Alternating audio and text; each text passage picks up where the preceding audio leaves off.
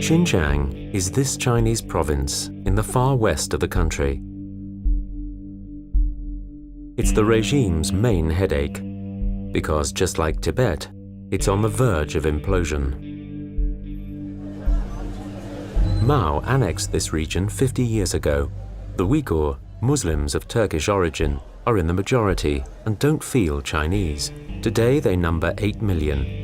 Beijing has granted them fake autonomy.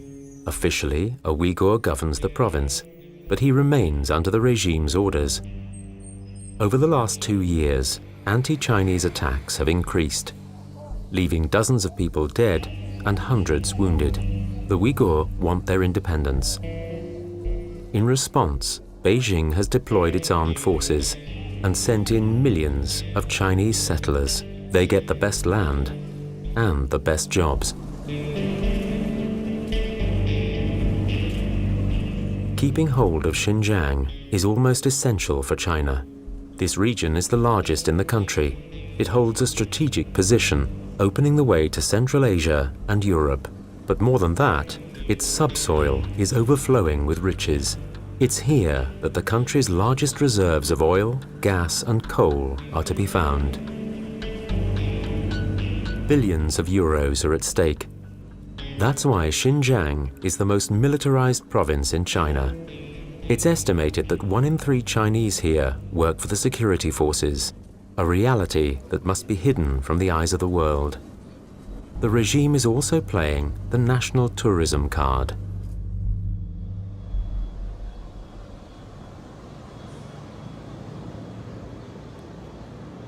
Here we are in Urumqi.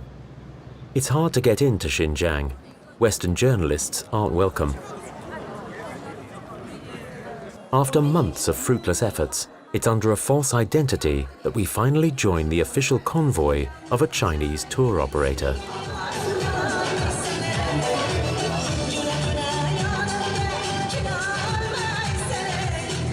It's a unique opportunity to experience the communications strategy developed by Beijing to prove that all is well beneath the skies of Xinjiang.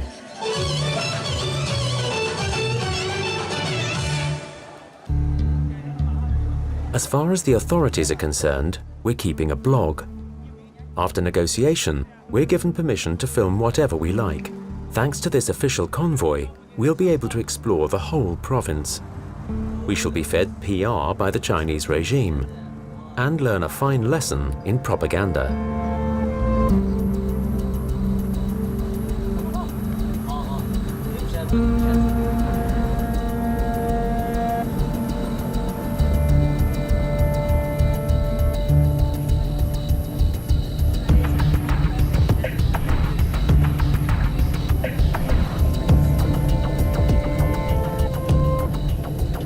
As on any good organized tour, we're entitled to a guide.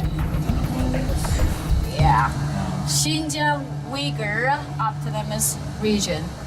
So that Uyghur is talking about who I am. I am Uyghur. So one of the main ethnic group.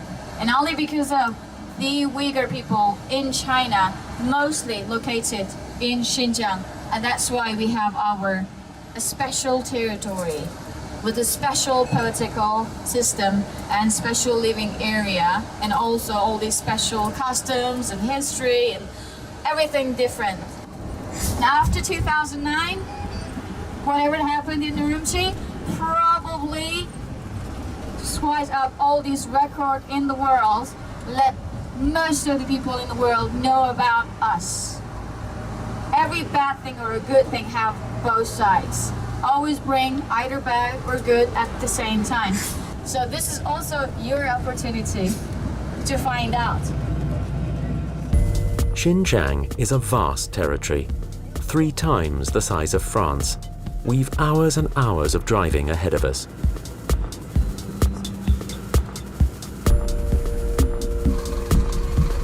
But hardly have we left the regional capital than the convoy stops in the middle of the desert. Bizarrely, the coach drivers start to hide the license plates of their vehicles. It seems we're the only ones to be surprised. We got the permission, so we can drive fastly. So because and on the way to Buddhist caves, there are so many limited speeds and route, and there's so many cameras. So we just avoid the cameras. We can drive faster on the road.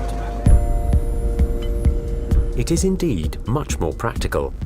No need to stop at the tolls or even to pay. Our convoy is too important for that.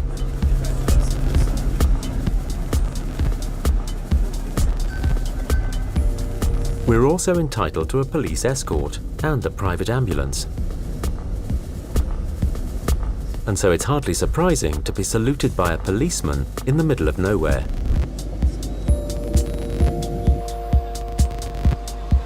And when the travellers ask to stop for a pee break, it's quite natural that the traffic is halted in both directions.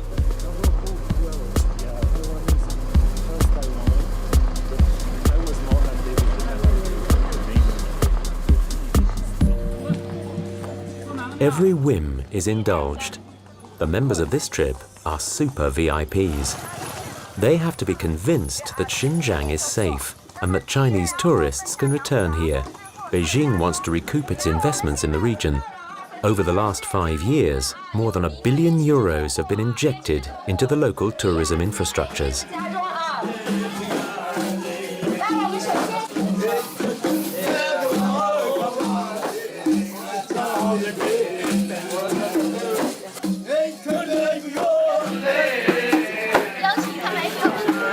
They just need to ensure that the Uyghur have finally accepted their status as a folk attraction. Not everything is quite up to the mark. The Uyghur dancer's joy lacks a little spontaneity. According to the itinerary, everyone was meant to dance together to get a taste of Uyghur culture. But time is running out. The guides are anxious. It's time to leave and move on to the next activity.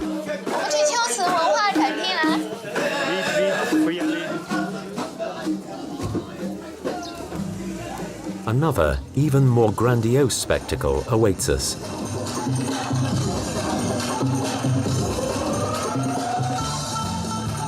The Ministry of Tourism has spared no expense. On stage, group follows group at a frantic pace, performing their finest dances, to general indifference.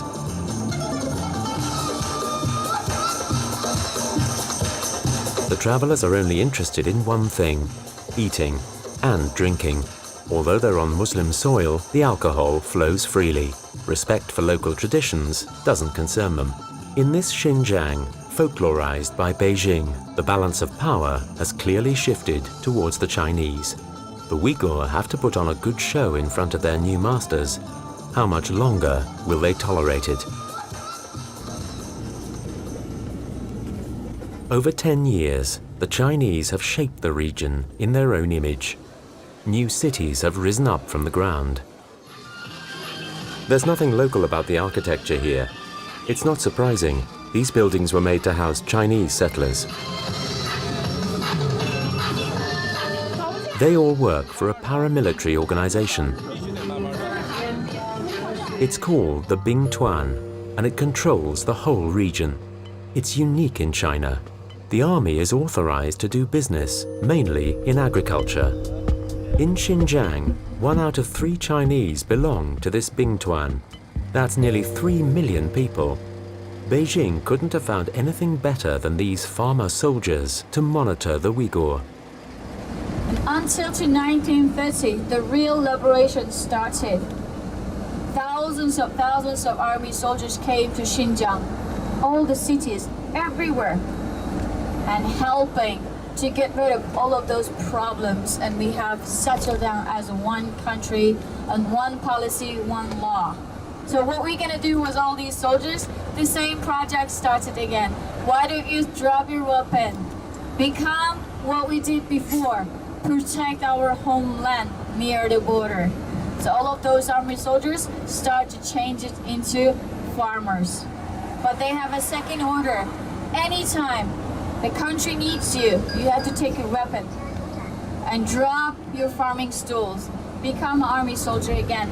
We had huge groups of Bingtuans, the army soldiers, and what they grow is cotton. And they sell the textiles, the cotton fabrics to Gucci, LV, Prada, Chanel, I'm sure you know these products, but you probably don't know the material where it's from. It's from Xinjiang. Exactly, the army land in Aksu in Kashgar. So after we get off the car, follow my flag. But the soldiers don't just act as farmers. On occasion, they also become perfect tour guides.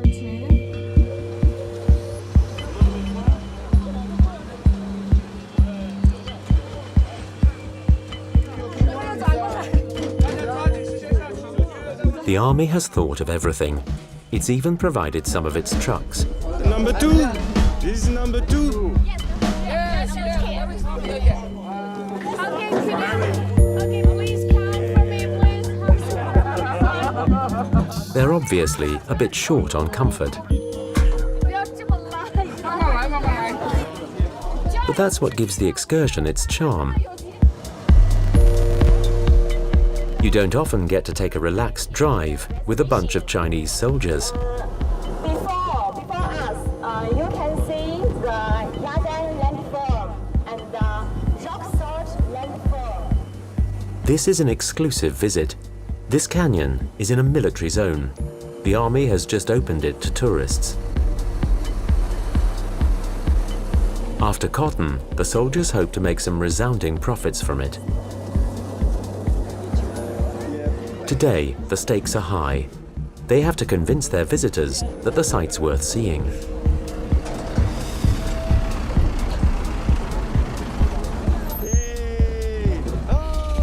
The tour operators will then include it in their itineraries.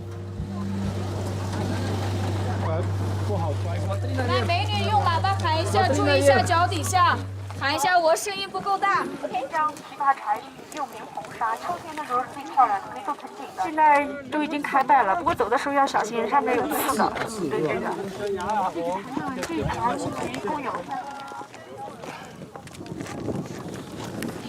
Throughout the ramble, the soldiers bend over backwards to entertain the tourists. Oh, I see it. It's a total success. The group starts to relax. Oh, baby. Oh, move your body there. 抓紧时间往下走了，要发车了。 Perhaps a bit too much for the soldiers. 安全第一，慢慢往下走。 Discipline is soon restored. It's back to civilian life in our bus. Welcome to Kashgar. So we're gonna go to the Sunday market directly. We have 1 hour in the bazaar, but today we are a big group. You know, maybe it's gonna take a little long time to get the people back. So we're gonna work together. Maybe I or someone gonna lead us. So we're gonna visit the bazaar together. Kashgar, the largest and oldest Uyghur city. Unlike Urumqi, which was created by the Chinese, Kashgar is the heart of Uyghur culture. The ancient city continues to live, like its distant cousin Istanbul, at the pace of a Muslim East. UNESCO has tried to make its historic center a World Heritage Site, but China is against it. This is the old city wall. Is it renew or from It's the time? renew. Okay. But this is the old area, old place. Okay. For a so-called ancient city, the houses seem very new to us. Some of the walls aren't even finished.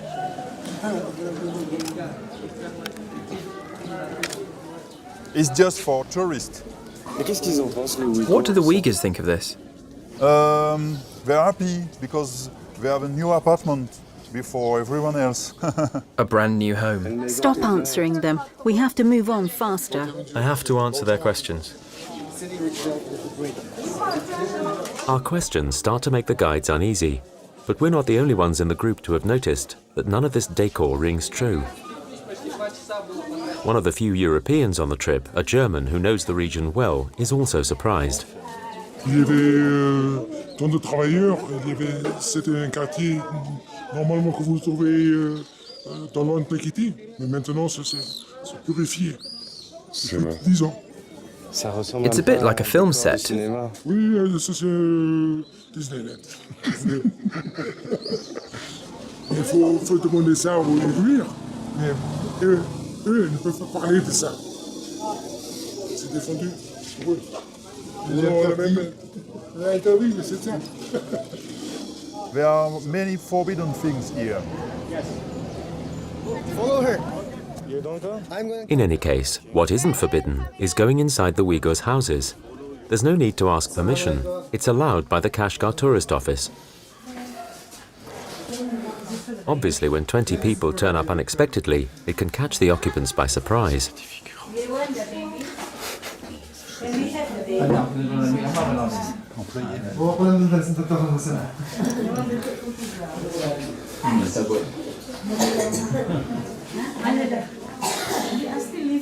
Yes, still living here. This is still living. It's actually a 6th floor. You can see from there.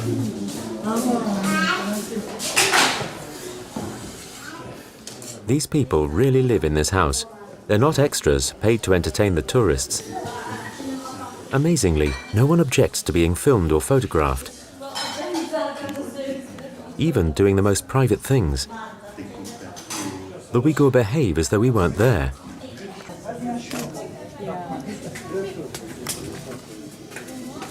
Cheese.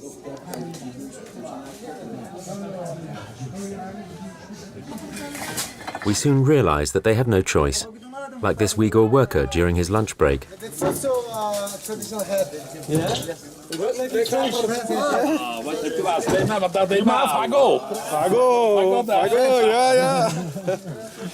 I'm sorry.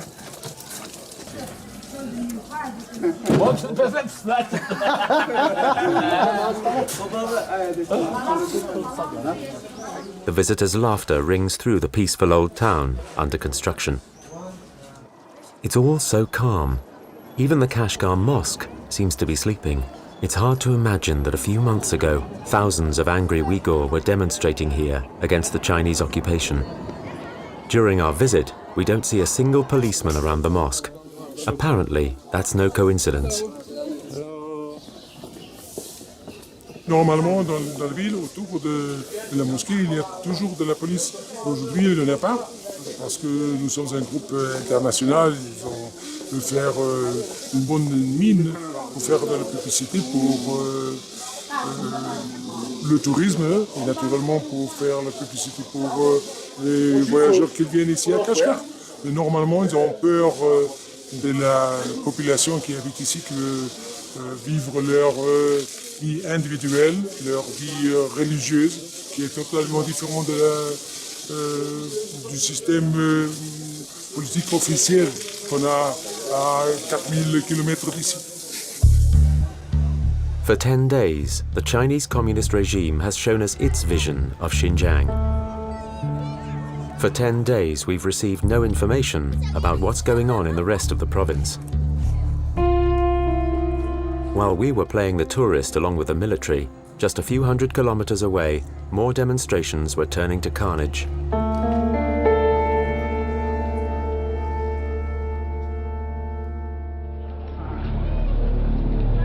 These images were shot in Urumqi, the regional capital of Xinjiang, the day we were visiting the mosque in Kashgar. Urumqi was almost under siege, and we knew nothing about it. More Uyghur riots had just taken place. The outcome? 27 dead, including 9 police officers. This demonstration of military force had one objective: to reassure the Chinese population.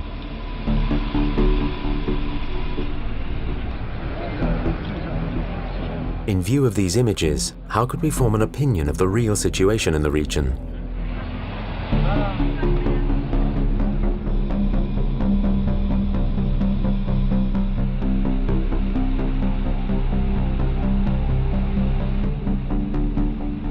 There was only one way: to come back.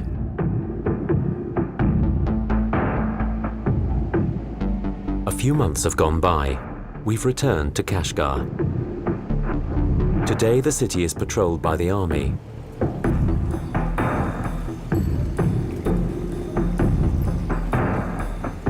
Uyghurs are routinely checked by the police. It's their phones they're interested in. An anti-Chinese video or message means prison.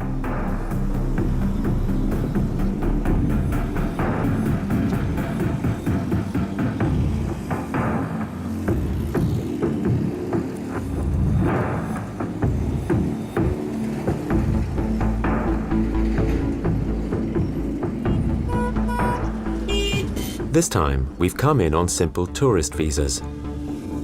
And we're alone. With our small cameras, we're going to slip into the crowd and discover another face of this Chinese region. Far from the propaganda.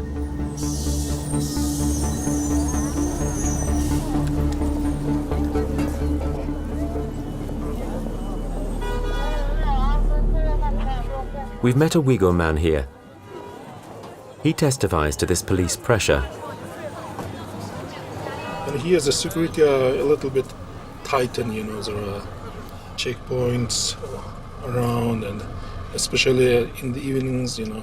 It's been like this already for several years.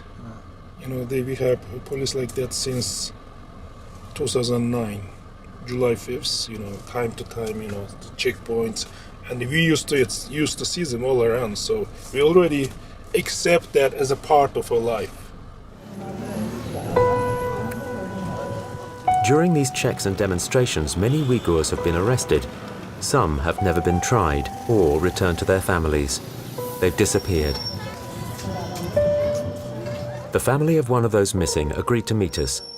We enter the old part of Kashgar. For added security, we conduct our interview while driving through the traffic. They oppress us, the citizens. They've crushed us without mercy. The government has to tell us if my son is dead. We can't bear not knowing. We're so small and they're so powerful. But I want to know if my son has been executed. Aren't you under pressure to abandon your efforts? Of course, they want to frighten us. They watch us. They threaten us. They stop us leaving our village so that we don't make a fuss. Oh, they cannot move. Every day, there are 2 or 3 police cars outside my house. Isn't it dangerous to speak to a foreigner? We're no longer afraid. They can kill us, tie us to a tree and burn us. How many Uyghur have gone missing like this since the riots in 2009? The opponents speak of 100. What's certain is, each year, dozens of Uyghur are officially sentenced to death for terrorism or separatism.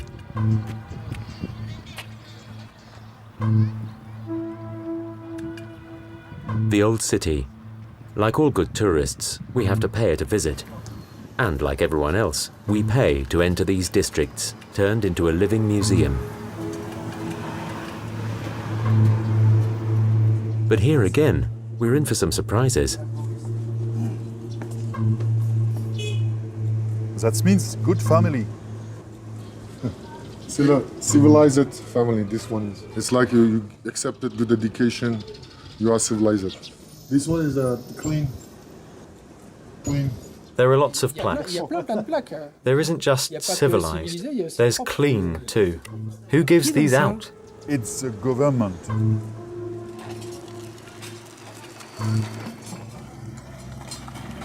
The government doesn't just award points, it's also rebuilding. But before that, there's demolition to be done. Over the last few years, the old Uyghur buildings have been torn down.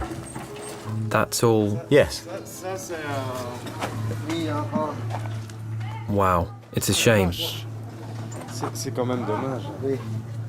That's all old. That's all old. It's pretty. Aren't the Uyghurs sad to see this? Sad, but it's like that.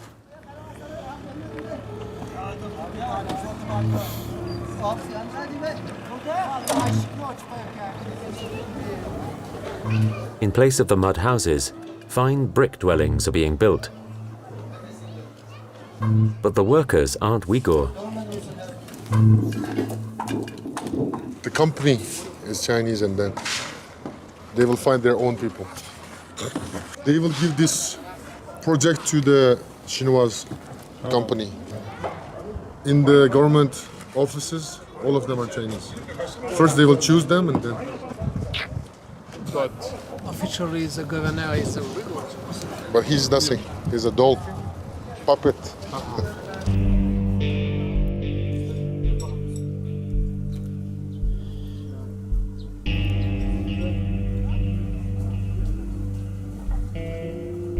If China is building new, safer, more comfortable homes, it's surely for the good of all, including the Uyghur. It's written on the walls everywhere, in big letters. The slogans are even translated into Uyghur. You can't miss them. They're in the Arabic alphabet. As for the posters plastered everywhere, if they're not written in Chinese, it's because, for the government, they only relate to the Uyghur. You can't keep any kind of videos or MP3 music thing which is against to the Chinese Communist Party or which is related to the terrorism, all kind of things.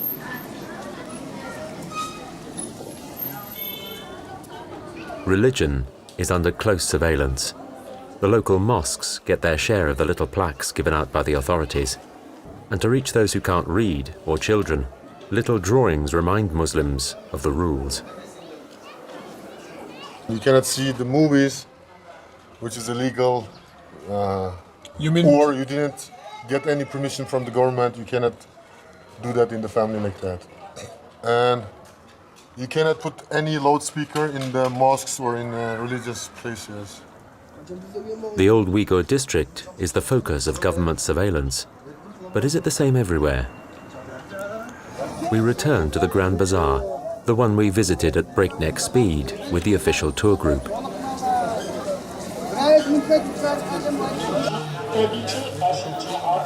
Upon entering, we notice a difference. A metallic voice floods the aisles of the market.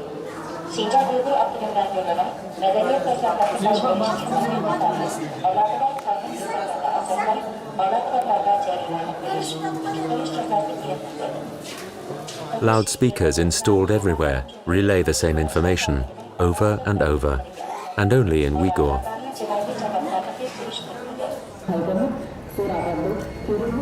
The loudspeakers aren't just in the bazaar. Vans broadcast these informative messages in all the Uyghur districts.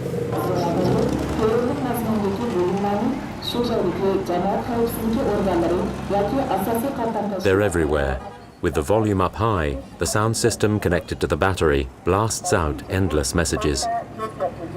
The same orders are repeated every day in a continuous loop and only stop at nightfall.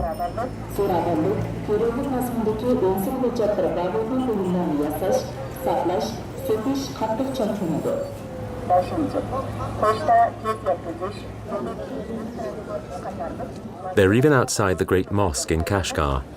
On Fridays, the holy day, Uyghurs flock to hear the sermon. A sermon approved beforehand by the regime. As we hear from this man, a former member of the Islamic Association of China, now a refugee somewhere in Europe. Every Friday before prayer, the imams receive 3 hours of political study from representatives of the Propaganda Bureau. The imams are obliged to follow the recommendations published by the Islamic Association of China. They also learn the latest local directives, and they are reminded what is forbidden to say. In particular, passages on jihad. Jihad might give Uyghurs bad ideas. What's more, the whole of Islam is forbidden to those under 18 and members of the Communist Party. To make sure that they don't come to prayer, every entrance is monitored. This child and his father are turned away. They've been spotted by the security services. Here, they're Uyghurs paid by the government. They're easy to recognize. They're the only ones remaining outside. We're not allowed in either.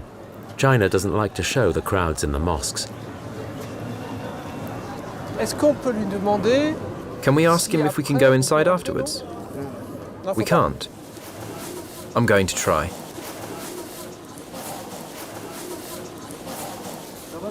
Can they go inside to film? Do I need to answer? They just want to take photos. No, you know it's not possible. They'll have to wait until prayers are over. Understand? Yes, I understand. We have to wait outside. Wait outside. It's not possible to go inside. I won't let you in. Not even by the door? No. Despite Chinese pressure, Uyghurs have come in large numbers. The mosque isn't big enough to hold them all. In their hundreds, they have to pray outside. Islam still plays an important role in the local culture. Beijing realized this and decided to retranslate the Quran to justify its colonization policy. We met a Uyghur imam.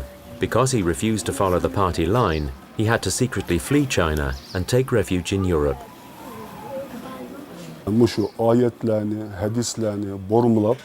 The Chinese authorities have changed the Quranic surahs to make them compatible with communist principles. In their eyes, our religion must justify their policy.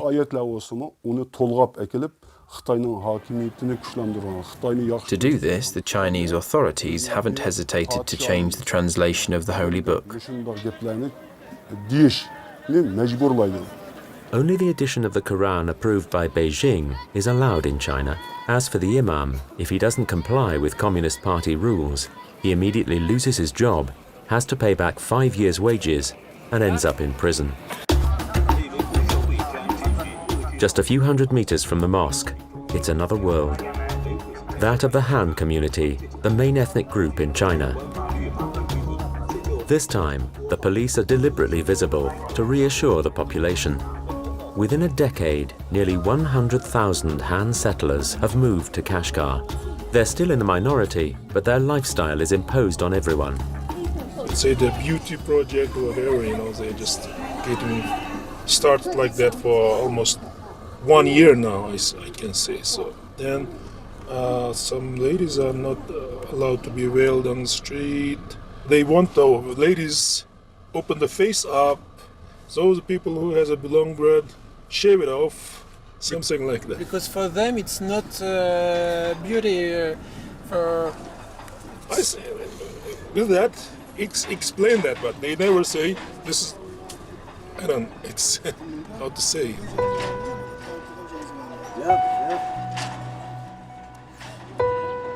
Only old men are allowed to wear a beard. The Uyghurs feel they're victims of the beauty project. The Chinese authorities have just invented the first apartheid based on aesthetic and religious criteria.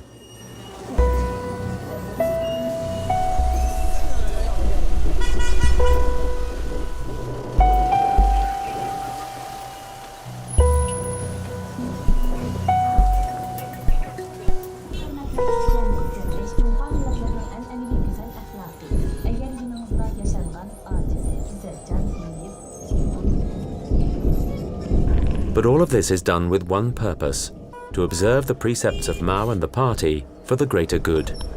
For those in any doubt, there's no shortage of reminders in favor of the regime. Pierre Rigoulot is a researcher specializing in communist regimes.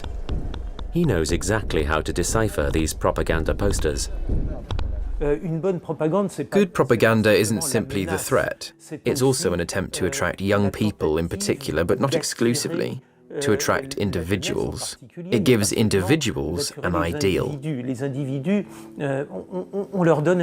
Of course, it's presented in a very simple way. It isn't very subtle.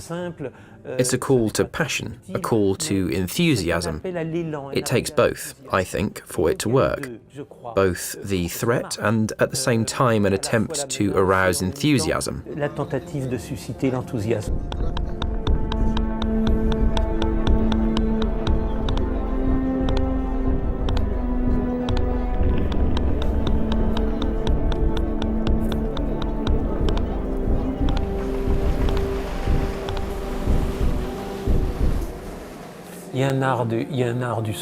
There's an art to writing slogans, and with all these communist states for years and years, I think that intellectuals were brought in to write slogans that were effective for the party. The importance of these posters and their number is a way of saying that the party is everywhere. Obviously, it's a reminder that Big Brother is amongst us and everything is under control.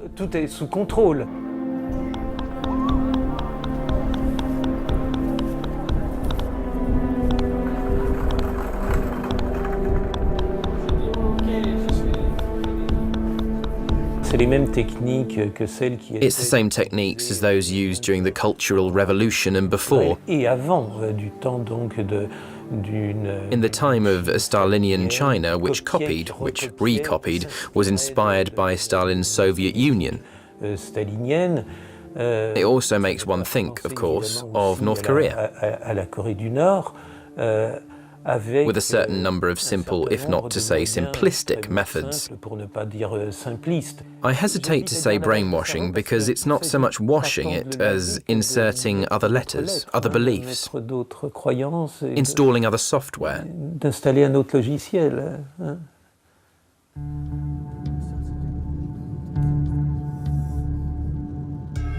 To get a better idea of the way this propaganda is created, we've come to this village, 100 kilometers south of Kashgar, a village renowned for its painters. It's these artists the regime has enrolled to put its propaganda into pictures.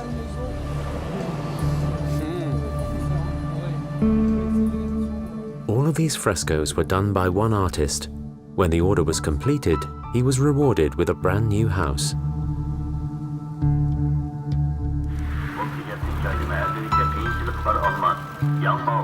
This village is brand new. A few months ago, there was nothing but fields here. It was built from scratch to house the best local painters. Their talent is recognized throughout the whole of Xinjiang, a talent immediately collected and brought together in a museum devoted to Uyghur art, at least that approved by the regime. The director of this museum isn't used to receiving foreign tourists.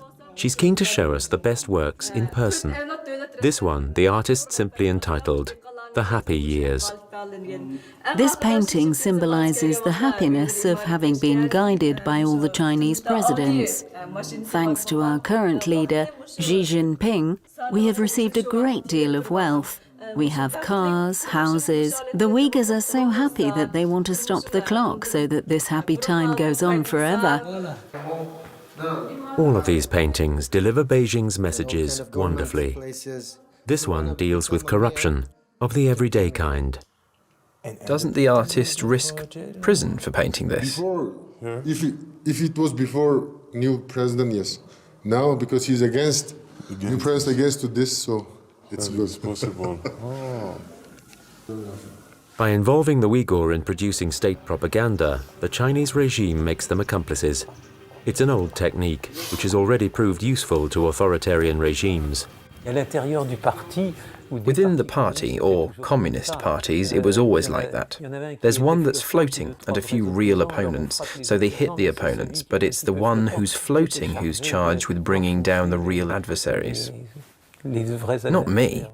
Yes, that way you show your loyalty to the party.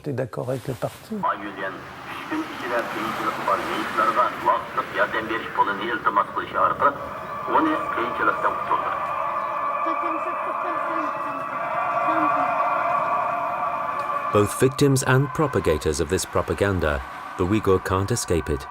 It even follows them into the fields, in open countryside. It reminds them that Beijing isn't far away. Any stranger inevitably becomes suspect.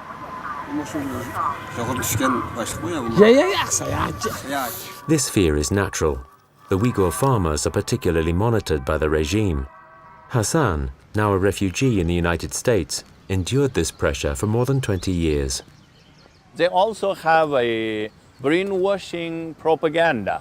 That propaganda is everyone have to attend the political study. In Chinese propaganda, they say it's political study. And in the political study, you have to stay over there for each week in the Wednesday and Friday afternoon. Each day is 4-hour afternoon, and we have to go over there and get training. That training is some party boss to come to us and give us about the Chinese government's propaganda idea. And after a month, we have to write a report about what we were thinking after this study. We have to show our loyalty in our written statement to the political party and to the Chinese government.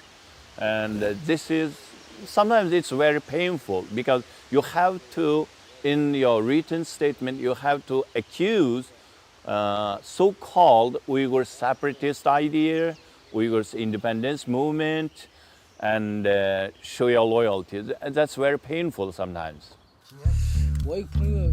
This propaganda also affects the Han, but for other motives. The state wants to convince them to move to Xinjiang.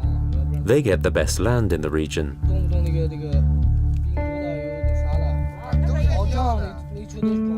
These fields were allocated to farmers from Henan, a province 3,000 kilometers to the east. They arrived here just 1 year ago. You came here because the land is good? Yes, it's very good here. Will you go back to Henan afterwards? I'll go back when I can't work anymore. Do you work with the Uyghur? There aren't any Uyghur here. Here it's mainly Han.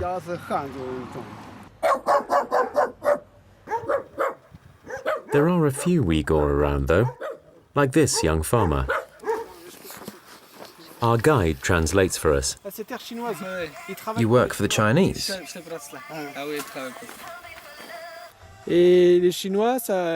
Do the Chinese pay well? How much do they pay you?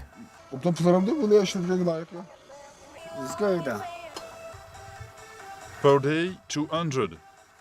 The interpreter is lying to us. So they're good bosses, everything's fine. He doesn't even translate our last question, but answers for him. Fear drives him to self-censor. Chinese propaganda is demonstrating its terrible efficiency. Yet there are no surveillance cameras in this field, not a policeman to be seen, just us and the farmers, telling us nothing more than why they live here. However, our guide continues to lie. How many Han are there here? He said not so much. The interpreter recites his lessons well. Above all, don't let strangers know that the Han are colonizing the region. But that's what's happening. If these poor farmers left their far-off Henan, it's because the authorities pushed them to do so.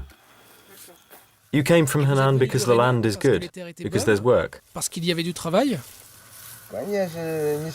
We came here because the soil back home has been destroyed by pollution. Also, in Henan, the state only gives each family 1 hectare of land. Over there, it's too little to live on. Here in Xinjiang, we are given a lot more. Here there's a lot of work. We can finally earn enough money for the whole family, us and my husband's parents.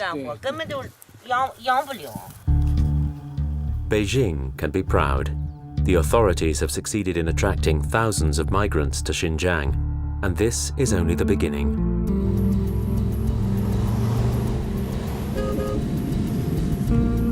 On the way back, just before we arrive in Kashgar, we drive past the state's strike force, a building site stretching for miles on end.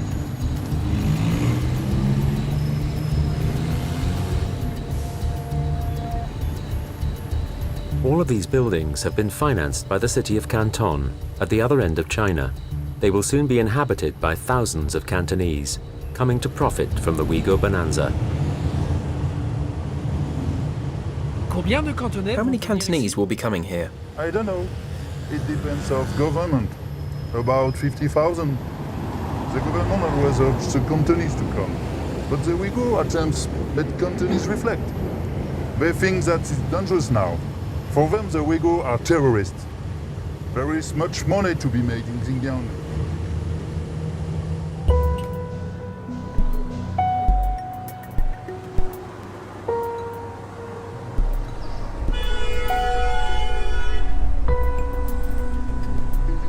Two worlds, two lots of propaganda, one winner, the Chinese regime.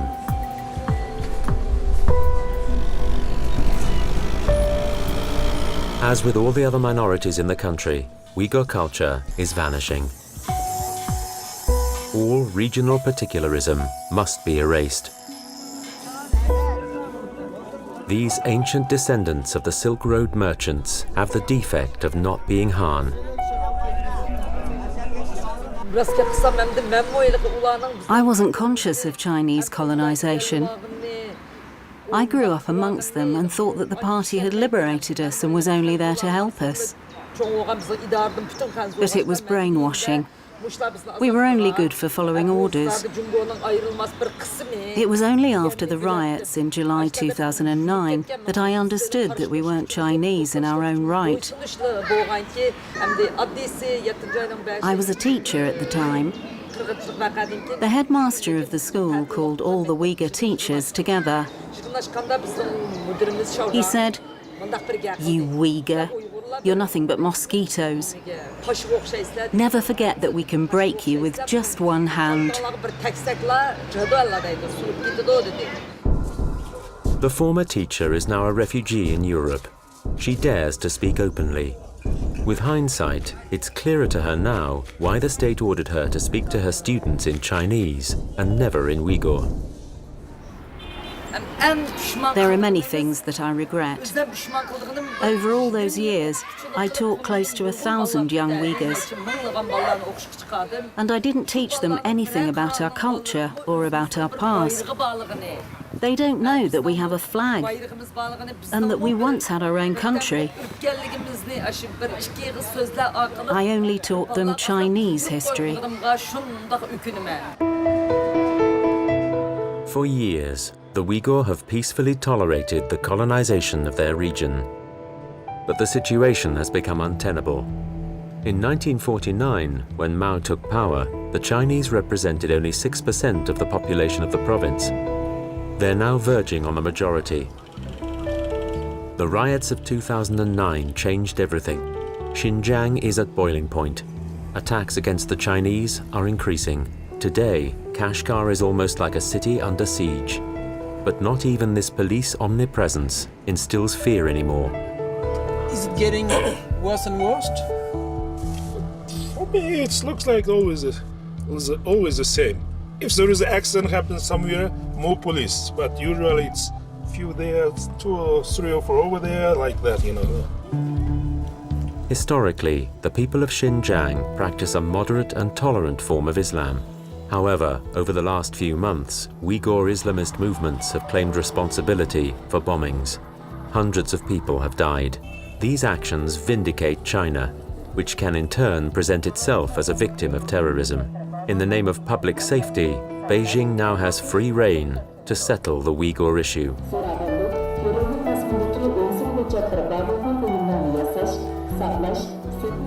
The pressure on the population is constant. Uyghurs are fleeing the country, taking refuge in Europe and the United States. Those who stay are faced with 2 options: revolt or assimilation. Like the old city of Kashgar, the Uyghur are in danger of vanishing.